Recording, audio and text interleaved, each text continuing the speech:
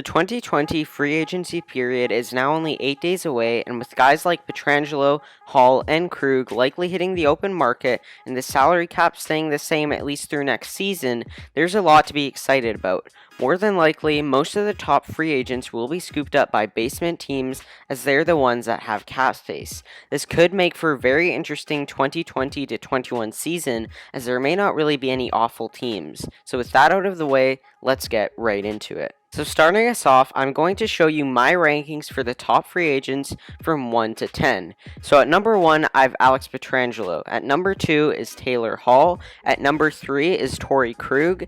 At number 4 is the top-ranked goalie in Jacob Markstrom. At number 5 is Mike Hoffman. At number 6 is Robin Lehner. At number 7 is Evgeny Dadonov. At number 8 is Braden Holtby. At number 9 is Tyler Toffoli. And at number 10, I have TJ Brody. Now I'm going to display the next 10 free agents on my list, but I will not be doing that in today's video. That will be saved for if this video reaches 10 likes.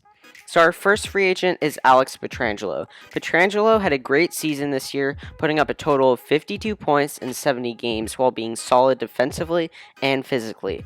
Obviously, he won the Cup last year and has been a mostly consistent 50-point D-man. In 2018-19, he didn't necessarily have a bad year, but he wasn't up to his normal standards, scoring 41 points in 70 games. So where do I think he will sign? Obviously, the Maple Leafs have been a front-runner as they need defense, and Pietrangelo was born in that area, but I just don't see it happening. I actually see him going to another Canadian team, the Winnipeg Jets. Obviously, the Jets painfully need defense as their D-core is pretty bad right now. Pietrangelo, I think, would boost it into a very respectable, maybe middle-of-the-pack D-core. Winnipeg is close to $16 million in cap space, with not really any players other than depth to sign. So I think Pietrangelo will get a $9.1 million deal for the next 5 years or until the end of the 2024 to 25 season. Next is Taylor Hall. Hall is an elite left winger. He won the Hart back in 2018, but he is very inconsistent. That's the main problem. When he's on his game, he's a very good point per game or even 90-point player. Now, he hasn't ever really been on a good team for a long time, only making the playoffs in 2 of the 10 seasons that he's played. So obviously, he wants to go to a contender. There's been a lot of rumors about Colorado wanting him. They've said how they want another star forward for the second line, and I agree. I see the Colorado Avalanche locking up Hall for 2 years at $8.2 million.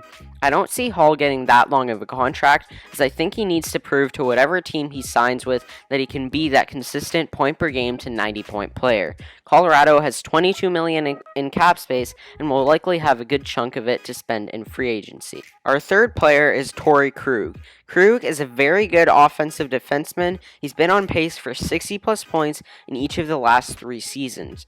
Now, he's not great defensively, but that's never really been his game, and the team signing him will know that. Krug has had a lot of rumors about him going to Detroit. They have a ton of cap space and are in need of a number 1 defenseman. Krug is also from Michigan, so he'd be going home. Like Hall, I agree with the rumors, and I'll have Detroit signing him for 6 years at $7.4 million a season.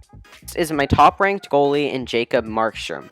Markstrom this season really emerged as one of the best goalies in the league, having a .918 save percentage and a 2.75 goals against average in 43 games. To me, he should have been a Vezina finalist, as the Canucks wouldn't have been close to a playoff spot without him. Now, the Canucks have $14 million in cap space and a lot of players to sign. I think that the Canucks could trade a guy like Eriksson to clear cap, adding on Virtanen and maybe a 3rd or 2nd rounder to a rebuilding team. But Demko had an amazing playoffs, and if I'm being really realistic, I just don't see how the Canucks keep Markstrom. To me, they should let Toffoli go to keep Markstrom, but the Canucks have already said how much they value Toffoli, so I don't think it will happen. So as much as it pains me to say it as a Canucks fan, I'll have the Calgary Flames signing Markstrom to a 5-year, $7.2 million contract. The Flames need a legit starting goalie, and I think Markstrom would be exactly that for him. Moving on to number 5, I have Mike Hoffman. Hoffman has proven over the last 2 seasons that he is a consistent 60 to 70 point guy. On top of that, he's very good on the power play and can completely change some of these bottom teams' power plays. So I think Hoffman will sign with the New Jersey Devils on a 4-year, $6.8 million deal. The Devils have a ton of cap space this offseason, and I think that Hoffman would be a great fit, likely playing alongside a great playmaker in Hischier or Hughes. The Devils are also a pretty weak team on the left side. Their only top 6 player they have is really Nikita Gusev. I just think he would improve that Devils team so much, moving them into a spot where I believe they could be a team that somewhat competes for a wild card spot next season. Next is Robin Lehner. Lehner had a great season, getting a .918 save percentage and a 2.75 goals against average in 36 games. Now I see him re-signing with the Golden Knights at $6.4 million for 6 years. He started for them in the playoffs and did very well. I think he's going to be their go-to guy for the next few years, as Fleury is getting older and has had some significant regression this season. I think Fleury is still a great goalie, but he's not the same anymore. I think he'll likely be traded to a bottom-tier team that needs a starting goalie. On to the next player, another Florida Panther, Evgeny Dadonov. Dadonov had a great season, putting up 47 points in 69 games, and has proven to me that he can be that consistent 60-point player. Now, I had Hoffman leaving Florida. I think Dadonov will stay. I think he'll get a contract with an annual average of $6.1 million for 3 seasons. I don't really see him getting a long-term deal, as he's a bit on the older side, being 31. Next is one of the more interesting players on this list, Braden Holtby. Now, Holtby had a pretty bad season, only registering a .897 save percentage and a 3.11 goals against average in 48 games. He wasn't really a whole lot better this playoffs either, getting a .906 save percentage and a 2.49 goals against average. Last year, Holtby was just decent, and the year before that wasn't great either. Holtby hasn't really been himself since the 2016-17 season, so I don't see him re-signing with the Caps. They don't need him anymore since they have Ilya Samsonov, and he played great this season. So I think Holtby will get a 1-year prove-it contract worth $4.2 million in Buffalo. Buffalo doesn't really have a great goalie situation. Allmark is decent, but he's not a starter yet. If Holtby can come in and return to form, he can really boost Buffalo's chance of success. Next is Tyler Toffoli, who is having a great season in LA, then got traded to the Canucks and had 6 goals and 4 assists in 10 games. Now, the Canucks have come out and said that they really like Toffoli and they want to keep him on their team. And Toffoli has said he wants to stay in Vancouver, so it makes sense that he would, given that both parties want to. I see Toffoli getting a 2-year, $4.6 million deal. I don't think he's going to want a long-term deal, mainly due to the fact that if his play from the end of last season carries over, he's worth a lot more than $4.6 million. So if by the time this contract is up and he somewhat maintained that level of play, he'll get a big raise. Our final player in today's video is TJ Brodie.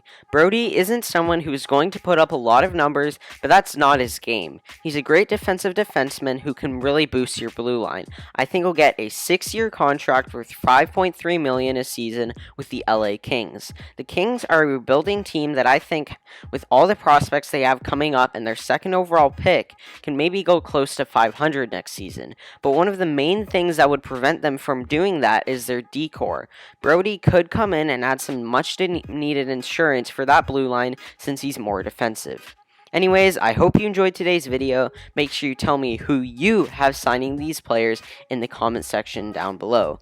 Don't forget to hit that like button and subscribe with post notifications, as like I said earlier, if this video reaches 10 likes, I'll make a part 2. Have a good day, and bye.